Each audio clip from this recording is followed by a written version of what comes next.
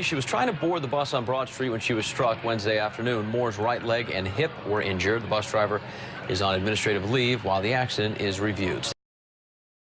A St. Louis area police officer has been put on administrative leave after a video surfaced online.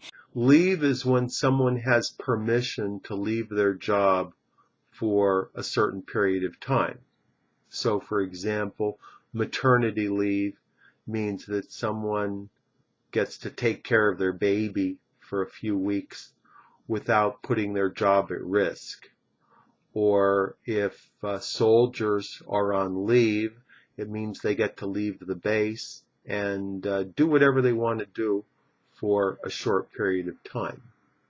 Similarly, police officers are oftentimes put on leave if they do anything wrong, or if they happen to shoot someone or do something else where there's some question about whether they did the right thing or not.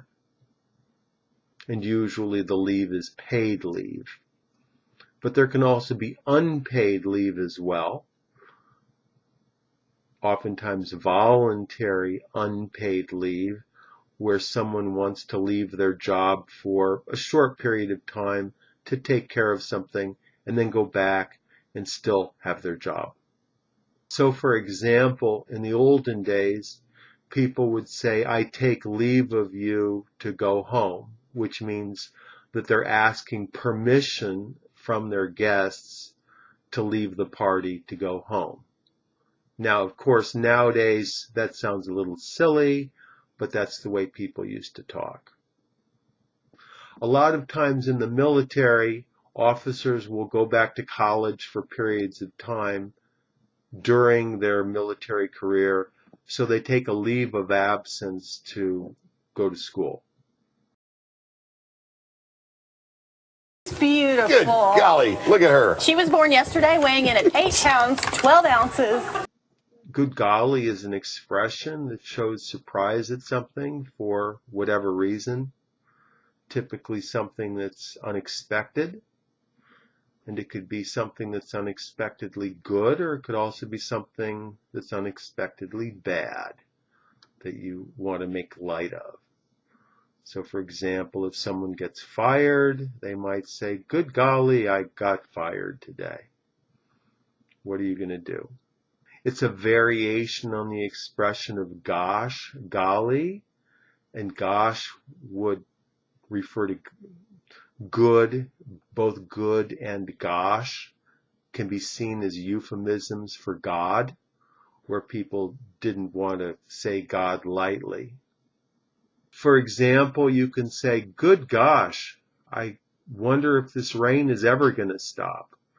There was also a very famous song by, I think it was Little Richard or Chuck Berry, also the Beatles, called "Good Golly, Miss Molly," where they were presumably surprised that the woman that they liked was also attracted to them.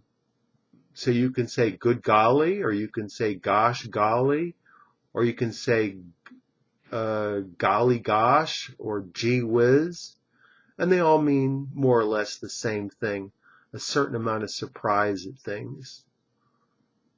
And again, it could be something good or it could be something negative.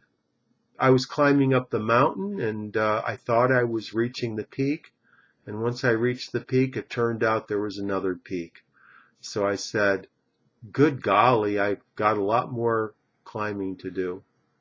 I was driving in my car the other day and I came to a stop sign and somebody crashed right into the back of my car.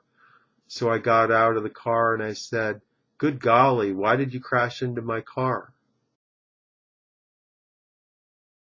Performer Miley Cyrus dropped yet another bombshell. We are not happy campers! Except this one happened before she even took the stage. Happy campers refers to someone or people being happy with a situation. There's two original ideas there. One is the idea of actually going camping, where all the different people, they have responsibilities and they're supposed to do their responsibilities. So happy campers are people that are fulfilling their responsibilities and that other people are happy with too. Camp can also refer to a group of people who function as an organization.